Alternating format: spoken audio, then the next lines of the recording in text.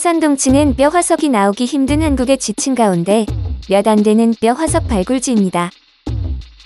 퇴적 시기는 약 1억 1,800만 년 전부터 600만 년 동안 이어졌으며 그 시기 이 지역은 넓은 범람원이 펼쳐져 다양한 공룡이 번성하는 낙원 같은 곳이었습니다.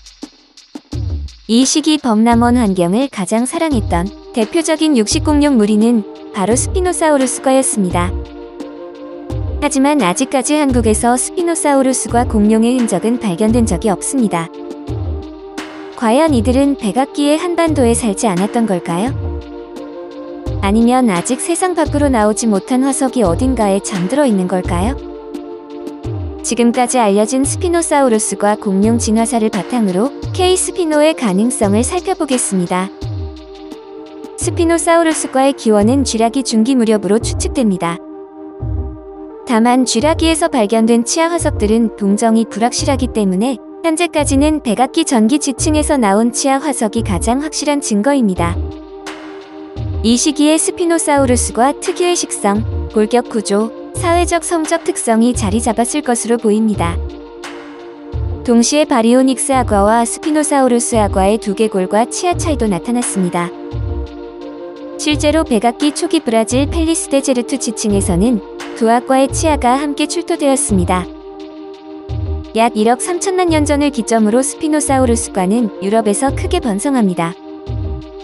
이후 약 3천만 년 동안 테티스의 연안을 따라 다양화하며 나라미디아와 곤드와나 대륙에서 가장 흔한 대형 포식자 무리로 자리 잡았습니다.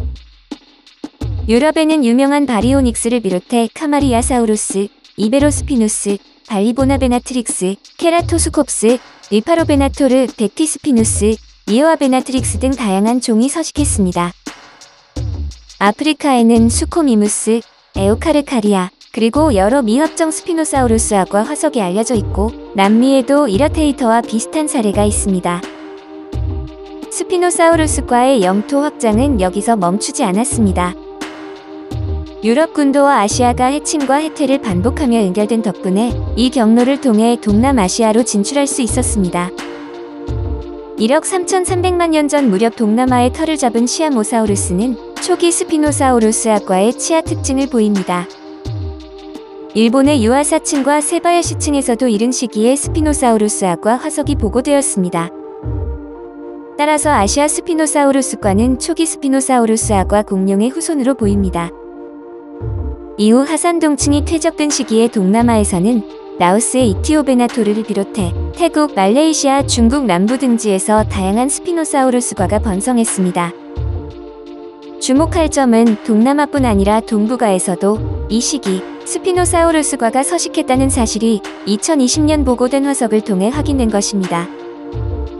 일본 키타다니층에서 발견된 18개의 치아 화석은 악어가 아닌 스피노사우루스과 공룡의 것임이 분명합니다. 발견된 치아의 크기로 볼 때 이 공룡은 결코 작지 않았으며 최소 7m 이상으로 추정됩니다.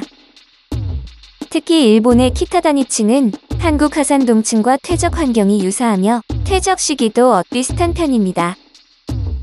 당시 한국과 일본은 지리적으로 분리되지 않았고 생태계 역시 비슷했기 때문에 서식했던 공룡 역시 유사했을 가능성이 큽니다. 화석 발굴이 활발히 이루어지고 신종 비조류 공룡이 6종이나 보고된 키타다니층에서도 스피노사우루스과 공룡의 흔적은 고작 18개의 치아 화석이 전부입니다. 그러니 공룡 화석 발굴이 걸음마 단계인 하산동층에서 아직 스피노사우루스과 화석이 발견되지 않았다고 해도 앞으로 분명 발견될 것이라고 확신합니다.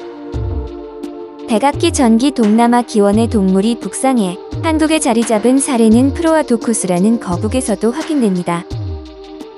언젠가 동남아에서 한국으로 진출한 K-스피노가 한국에서 모습을 드러낼 날을 기대해도 좋을 것입니다. 시청해주셔서 감사합니다.